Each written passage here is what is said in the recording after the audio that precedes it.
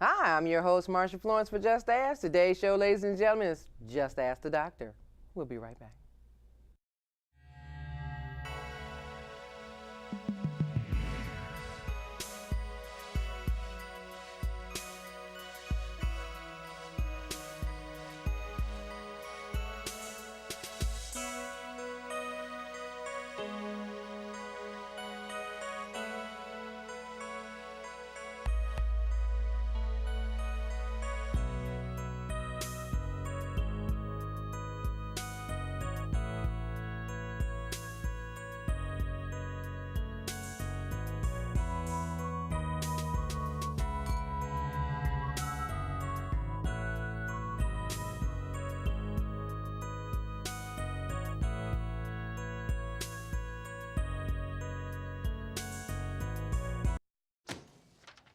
Hey, Hard, what's this? That's my resignation. You're resigning. Why? You've been putting me under a lot of pressure lately. That's why I'm ready to quit. Oh, I forgot. I'll do better. Please don't quit on me. Don't let your heart quit on you. Get your uncontrolled high blood pressure to a healthy range before it's too late. Hi, I'm your host, Marsha Florence for Just Ask. Today's show, ladies and gentlemen, is Just Ask the Doctor, and we have a returning physician with us today, Dr. Cynthia Shelby-Lane. Good morning, Dr. Lane. Hello, Marsha. Glad to have you back. Thank you. Thank you for having me back. I told you I would come back. You know what? Even if you did tell me you were coming back, there were some viewers that saying, "Is she coming back?" Yeah. So Right. we had to have you coming back. Okay. All right. Okay. Good. Now, I want to do a recap of your visit the first time because basically what we were talking about was medical marijuana. So let's go over what we talked about before, bring the audience Okay. up to speed. All right. So I'm a physician and I certify patients for marijuana usage, state of Michigan, recommendations only, not a prescription. And been doing pretty well in that arena in terms of just seeing what patients are doing, what patients are coming, what people need, how marijuana is changing their lives, like some before and after stories that are really great.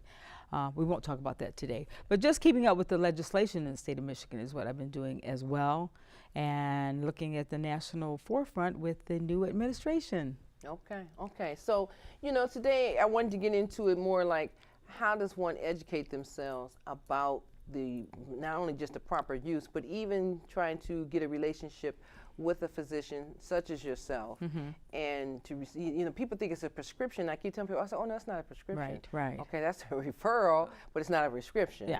So can you give us a little update on, how to educate oneself? Okay, so the process in a nutshell is you have to have a recommendation from a physician for a medically qualified entity for medical marijuana use. It's a recommendation. So I say you have a condition, you tell me what your problems are. It's a bona fide physician-patient relationship. You tell me what your problems are. I see if it fits under the guidelines for this state of Michigan. It's one of 28 states that are medical, and I think there's a recreational in Washington, D.C. But once that recommendation is established and you qualify, then at that point you're ready to start purchasing. And that's where you need to figure out, well, what am I going to do? What do I purchase? What forms of marijuana am I going to use? And so now you're a consumer, a patient consumer, making a decision about what to do for your condition. And so that's probably where people may need to do a little research on their own before they even come into a dispensary. But a lot of times, and I think because it's on the table so hard, and when I say it's so hard, it's like, first of all, we were taking pills for every ailment there was, okay? And some people have relied on pain medicine to the extent that they can't get off now. So you went from the condition of the body injury, whatever that was, to take the pain meds. Then after that possibly has healed or changed or whatever, now you're almost at the addiction level of pain meds. Right. So are we really trying to replace pain meds with some alternatives such as medical marijuana? Well, if you're going to look at just the condition of chronic pain and people being on pain pills and opiates and the whole opioid crisis, then that's a broad category. So somebody has pain, they're on pain pills, and they're not getting better. They're having side effects. Their doctors are increasing their dosages as they have been trained to do and learned to do. So if that doesn't work, I'll give you more. But patients are telling me who are using marijuana, Well, I was on all those drugs, and I wasn't getting any better. And I decided on my own, not stoner type of anything. They decided I wanted to try marijuana. These are, let's say somebody who's never used marijuana before, and they come, they want to use marijuana, and they come back and they say, you know what, my dosage is decreased. I'm not using those drugs at all. And I think one of the common things many people say is, I don't want to take those drugs. I just didn't want to do it. I heard too much bad stuff.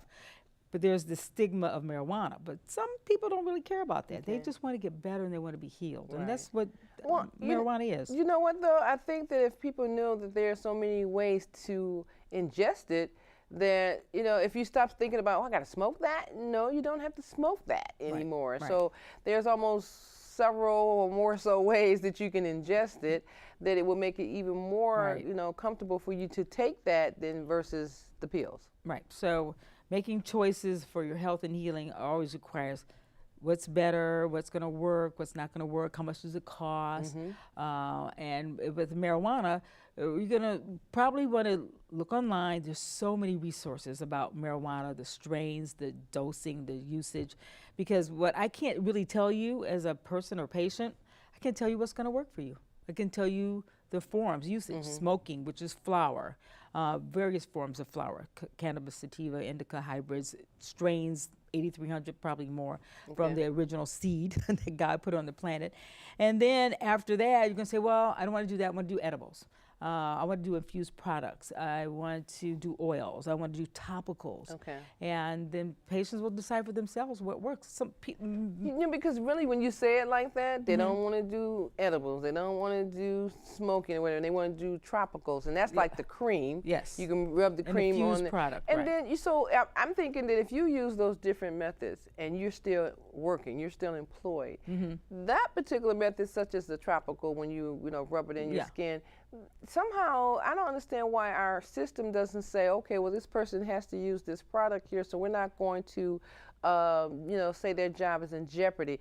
The system is not ready yet to make a difference between what is good and what is bad. No, they're not. You know, so. No. And I'll go back to political, because even though I stay on the medical side, I have to understand what's happening politically. And politically, you have a new administration, and legally, you have marijuana still being Schedule 1. So employers have to be careful. You have people driving trucks, you have people driving trains, you have people driving planes, you know, you all these. And so the industry that they're in has to protect not only their employees, but their passengers or customers, that industry.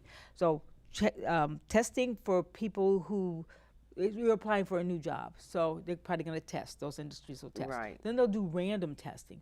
In addition, if there's an accident, they're going to do testing to see what's in your system. So drop in urine or blood test or whatever. At that point, let's say you weren't legal, but you could have been, and the industry didn't understand you, but you became legal after you got into the job. You best to be legal, because if something comes up, that's in your favor. It's still in your favor. A little bit of a safety net. A little bit of a safety net. Yeah, but if you're really at fault, nothing's in your favor. But then, you know, who knows, okay, I'm working, everything's doing fine. All of a sudden, I have a condition that, you know, gives me chronic pain. I get the tropical, I'm going to rub it on my spine. I'm like, okay, this will make, and then it makes me feel better. Then all of a sudden, I know where the department says we're doing a drug test. I'm not thinking anything because I'm not smoking. I got this cream. Now, am I to let them know about this cream, or? That's between you and your employer. So you're going you're going legal, and you're going with contracts that people have signed for their jobs. So I always ask my patients, does your employer know you use marijuana? Or they don't really care. I mean, I get all sorts, or they tested when I came here, but they don't test now randomly, but if an accident comes up. But it's really a contractual and legal situation between you and your employer. So that's something it's really touchy. And it goes so deep that a lot of people are still trying to get around it, and you can't really get around it. No. But I'd rather know that if you are using a tropical cream. It's topical. Oh, tropical. Topical. She corrected me. It's okay. Okay. I don't know. Okay. So, but I'm glad you did. Okay. So it's topical. So topical to be applied. Topical. Yeah, topical. And then the other. So us in the hearing impaired world, we got it. Topical. Okay. All right. So. All right. So it's topical. Now that's the cream. All right, and then there's you can ingest it. Okay, so that that's means you're gonna cookies, eat. brownies, gummies. I went to a conference. They have chefs who are making salsa, spaghetti sauce, in so many ways. Now I've served the young lady make Kool-Aid. Kool-Aid, Okay, right? and Juice. Now you said Kool-Aid. You know you cool with Kool-Aid. Okay, like I said. Kool-Aid? Kool-Aid. Okay. Absolutely. So that Kool-Aid big smile, that smile is bigger than big now, okay? And some CBD water. So we don't talk about CBD much, but that's the other part of the cannabis plant, or CBD, or hemp. Let's say it's hemp. Okay. And so if you have hemp-infused products with THC to activate it, those products are great too. And they have it in water too. In water. Yeah. Where are we going? Where are we going? Okay, We're going up, and away. I just had a clear glass, but I didn't tell you what was in it. So on that note, we'll be right back.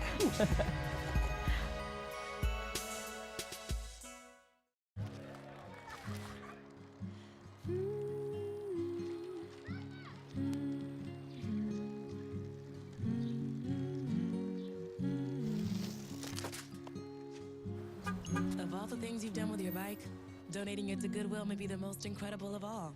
Your donations help fund job placement and training for people in your community, which means your stuff can be more powerful than you think. Goodwill. Donate stuff, create jobs.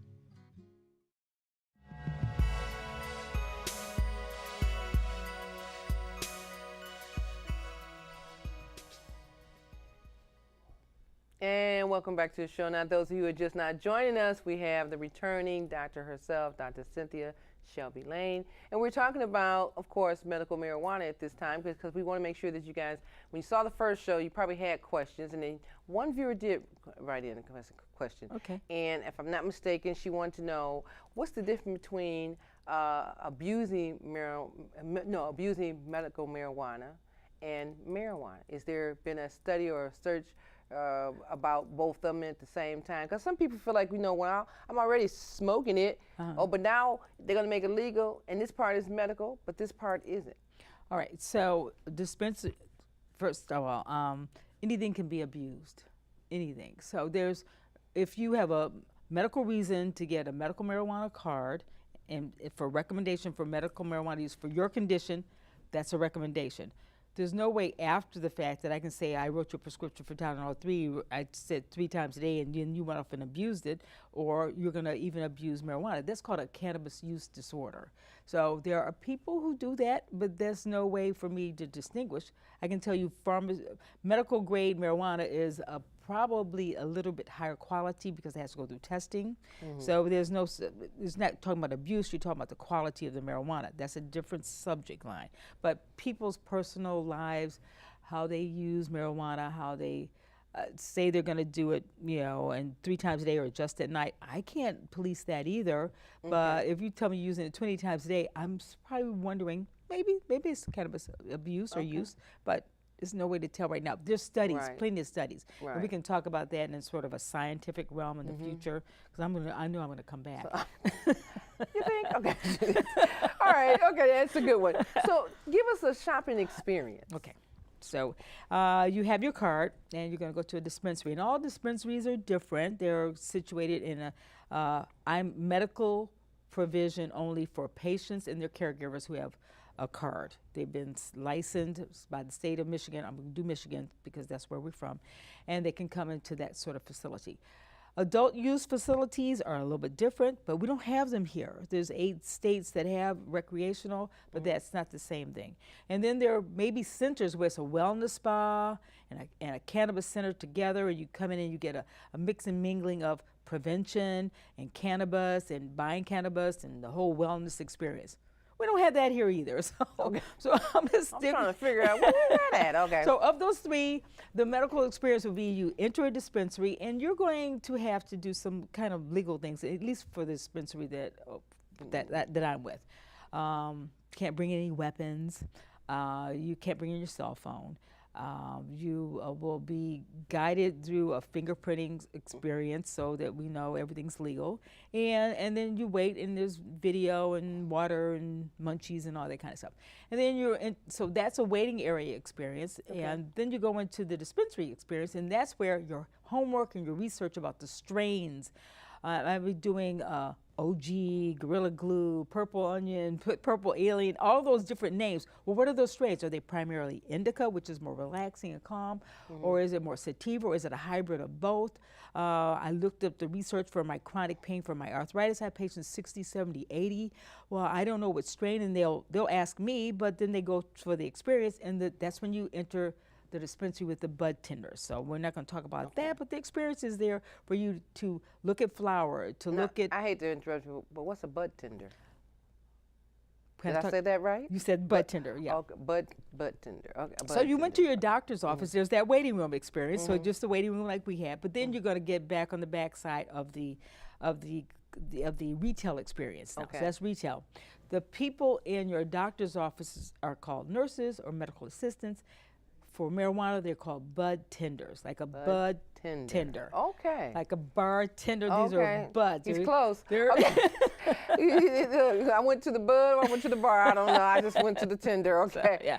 All right. So those are the experts, so to speak, who can tell you what you can do and what they can't do, and because they're not medically trained and is like medical assistants, but they're there to know about strains of marijuana, about what works for perhaps your condition. And that's why you did the research at home, because you know I have arthritis, I have bursitis, I have TMJ, I want something for my wrinkles. You know? I mean, you know, there's a lot of things that seem like it relates to it, but ideally, when you go through the crash course, so to speak, is to help you determine which method is best for you.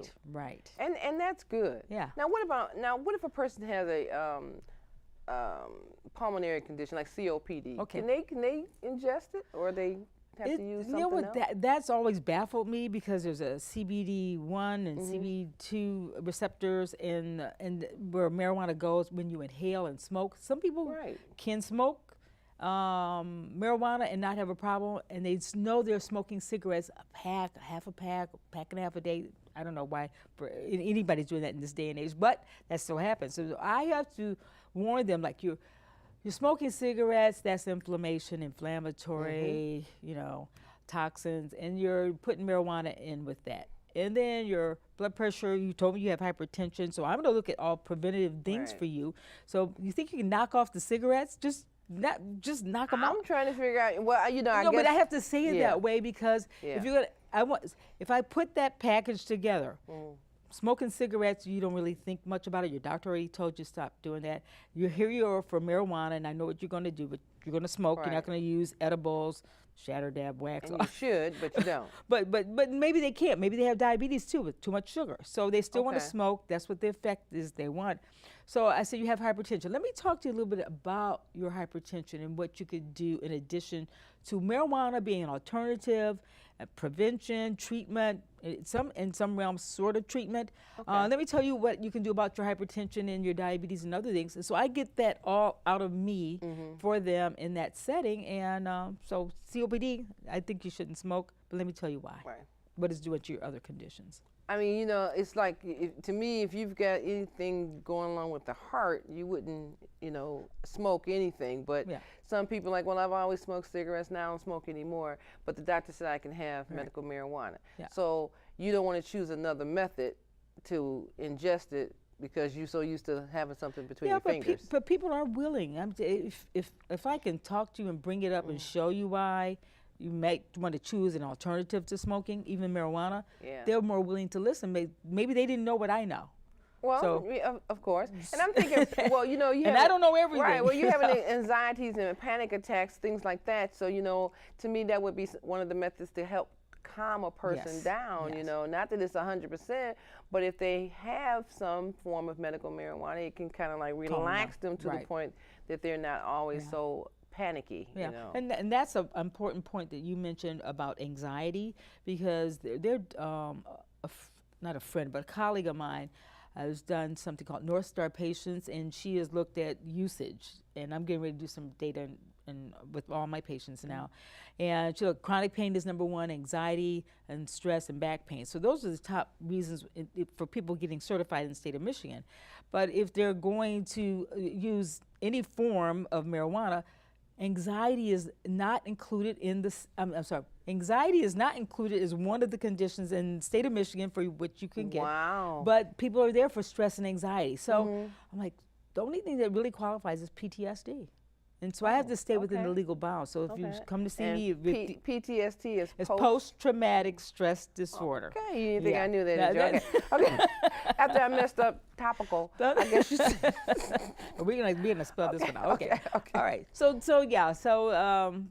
knowing what you're gonna do, the strains, your condition, and it helps. Drink the Kool-Aid. Okay. All right. If you want to. Well, I'm not trying to make light of the subject, because I know, to have you come back is because there are viewers who are watching the show and saying, you know what, I'm thinking about getting this for my mom. Yes. So one of my dear friends told me the other day, I said, ask her how was her mom. She said she's doing fine. She said, we just finished smoking. I said, excuse me?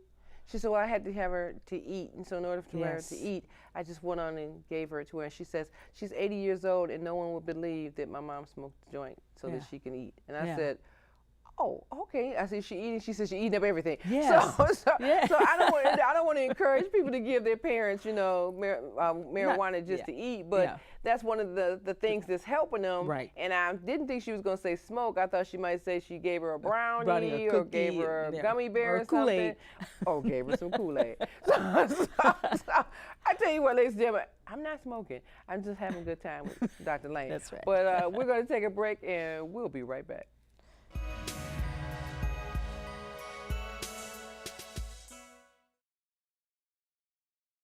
Marie, you have prediabetes. Prediabetes? I don't have time to eat right or exercise. I'm a busy mom.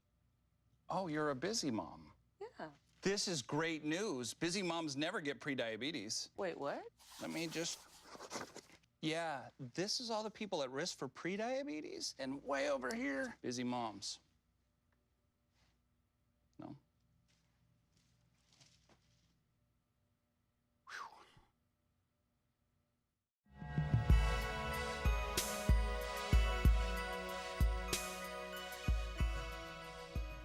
And welcome back to the last half of the show, ladies and gentlemen. Now, I don't know about you, but of course I am very enlightened to see Dr. Cynthia Shelby-Lane again talk about medical marijuana and some of the things that you had questions about, which is, the bud tender for one, okay, and the different levels of it and things like that, and the legal administration, how we're at still war with it, but it's winning its way into the state of Michigan. So, if you have a question for Dr. Lane, the number's at the bottom of the screen, 1-800-323-5336, Twitter, hashtag Marsha, and we're going to forward it to her. And also there's a number at the bottom of the screen for her as well. So on that note, now, Dr. Lane, somebody's like, okay, they're making fun of this, but even at my friend's level where her mom had to ingest it, her mother has cancer. So I understood when she said, she had to sit there and, make sure that she had the medical marijuana. But if a person can't go there themselves, the patient, how do they know, or who is the representative or the spokesperson to say, hey, my mom's 80-something years old, she can't come here, but she does have a card? So in the state of Michigan, you can be certified yourself as a patient, and you can also get certification as a caregiver. Okay. Caregivers are people who are responsible for up to 5 patients, and they are allowed to provide those patients with a certain amount of marijuana. So if the person is an invalid at home, can't make it, can't drive, but just they don't even want to come to a dispensary, they can have a caregiver to handle that for them. Which begs the question is, what does the caregiver really know? And that goes back to the educational piece. So that's why I say, before you come to a dispensary, do a little bit of online work about strains and your condition and what you're trying to solve. I have to classify it as, I'm thinking strictly medical, I'm strictly thinking that you're trying to get better. So the more you can do in advance before coming into a dispensary, the better off you are. And then the bud tenders, what can they say to you?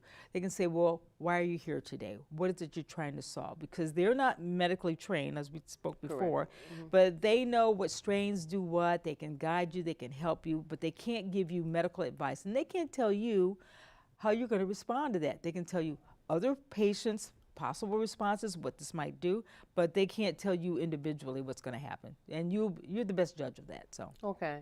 But, okay, so a quick question. Now, this is, to me, a matter of privacy. okay, So you go into a facility, and there's the bud tender, yeah, but there's several people in there. right. I mean, what's the privacy level? Because each person don't want to just stand there and say, well, you know, I got this, and what can I take, what can I have? So is there any type of privacy, like one-on-one, or? Well, you're one-on-one with the bud tender, but you're earshot of the person next to you. Right. And so dispensaries aren't your usual doctor's office, all right? People's just, they're having fun, music's playing, you've got Jamaica in the background. Okay. So, but, Did she say that? Okay. but you have to understand, if you're, for me, in my records, HIPAA compliance, so your records are private. But in that environment of a store, it's almost like being at CVS. You know, I got hemorrhoids. What do you have back there, pharmacist? And so people hear you, so it's earshot. But if you want to keep your conversation private, figure out what your words to use, which direction you're going in, so you don't have to tell everything. And in the environment I'm in, I don't think people are that shy about their health. No, I don't think you are either when you realize that, you know, you have a condition that warrants that you know, maybe terminal, or the pain level is unbearable. So I think when you walk through the door, you know, whether you're the loved one, a caregiver, whatever, you're walking through that door for a very, you know, important meaningful, reason. and important experience, so that you can have an idea. Because, you know, I mean, at the time my mom was living, there was some medication called Maygase, and to get her appetite back, I had to give her a tablespoon twice a day, and next thing I know, she was eating up the house. But you know, the medical marijuana wasn't even on the table then, and at that point, I knew my mother wouldn't have taken it. You know, she definitely was not going to smoke anything, so to get it to her was going to be most difficult. But you know, long story short, I'm just glad that now we do have a discussion about it, and a person like yourself always, you know, is welcome here to come in and, you know, update us on I will. all of it. Okay, so any changes legislative wise, you know, bud tender wise, all did I say bud tender wise? Yeah, so I'm planning on putting together a website for advocacy, communication, education in the cannabis industry. Put group visits together. I do walk with the doc, and we talk. We will walk, not smoke. Okay. Walk with the doc. And you said it, okay. And then we'll just have conversations, because I think people really do want to know. But there's so many educated people here in Michigan. You just don't realize it. They're brilliant. On the growing side, on the testing side, the dispensary side. It takes a village. It takes a village, and you know, the weed guy may not be here much longer, so that's the legislative side. They will put a price tag on it in a minute. That's right. So I just have to mention that, because it's all legal, and if we don't go to Washington and talk, we don't talk to our legislators and the people involved in advocacy groups, we won't get very far, and it's going to go back to the 70s. You're right. We talked about that before, remember? Well, I tell you what, will you come back and see us again? Absolutely. I'm going to Washington, and I'm going to go to Capitol Hill, and I will be the voice of the people. Well, we'll wait for you. Okay. Well, ladies and gentlemen, as usual, you know I'm always enlightened to see Dr. Lane and many more of our guests come in and share some of their very important knowledge with you, as well as myself. We're all being educated at the same time. So if you have a question, 1-800-323-5336, Twitter, hashtag, all that good stuff at the bottom of the screen, okay? So what do I always say? If you have a question about a person with a disability, or if you just have a general question, don't be afraid to ask. Just ask. I'm your host. Thank you.